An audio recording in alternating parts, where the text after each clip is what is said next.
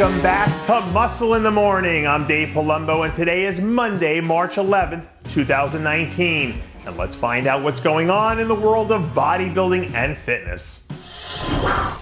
Right now, it feels like we're still all feeling some of the post-Arnold hangover, based on some of the talk I've heard swirling around lately. But thankfully for everyone in classic physique, Breon Ansley arrived right on time to help snap them back to reality. A few days ago, Ansley and his team released a few black and white photos that show the two-time defending Olympia champ looking like the dominant force that he is. The thing that I respect the most about Breon during this 2-year run is that he's never backed down from anyone ever. And if he can get a third title this year, it will really help cement his legacy as one of the best athletes of this decade, regardless of division. In America, the National Weather Service will send you a severe weather alert to your phone if some impending apocalypse is about to touch down in your area. And to be honest, I don't know if they have one of those systems in place in Australia, but with Luke Sandoe on his way, now seems like it would be a pretty good time to get one. Fresh off a blistering third-place performance at the Arnold Classic, one of the hottest stars in bodybuilding is only a few days away from hopping on a plane to head down to the land down under. Out of all the guys who made the headlines 2 weeks ago, to me Sandoe was one of the ones whose stock took the biggest jump. But now that his numbers are trending, it's up to him to make sure that he can strike while the iron is hot. I bet you guys didn't know that Australia has more deadly species of wildlife than any other place on the planet. But I bet the wildlife over there doesn't know that if they combined all their powers, Captain Planet style, they still wouldn't have enough juice to take down the deadly force that is bikini star Shanna Baker.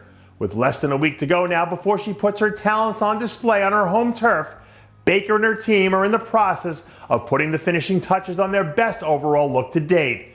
We've seen weird stuff go down on the bikini side of things in Australia enough times now that something unexpected happening is almost a given. So I sure wouldn't put it past the hometown girl to go out there and knock out a top 3 finish if she shows up at her best.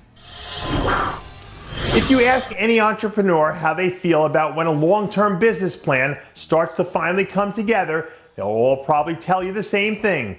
They're excited and scared to death all at the same time. So if I were Jeremy Potvin and I already started to look like a world beater this far out, I think I'd start to get a little antsy. Over the weekend, the perennial title threat released a new update where we see shades of a guy who were burning up a schedule 2 years ago. As someone who's watched the journey over the last few months, it's been amazing to see how his body has responded in such a short period of time. So as long as he can stay healthy, I don't see any reason why he can't get back to being a top 5 guy by the end of the season. I think most people watching this have probably seen the sign in cars that says, "Objects in the mirror are closer than they appear." Well, in my head, that's how I think some of the guys planning to hit the New York Pro stage this year are feeling about Juan Morel after one of his latest updates. Last week, Juan posted a clip on his Instagram working on his vacuum pose that definitely caught the attention of a few people I've been on the phone with lately.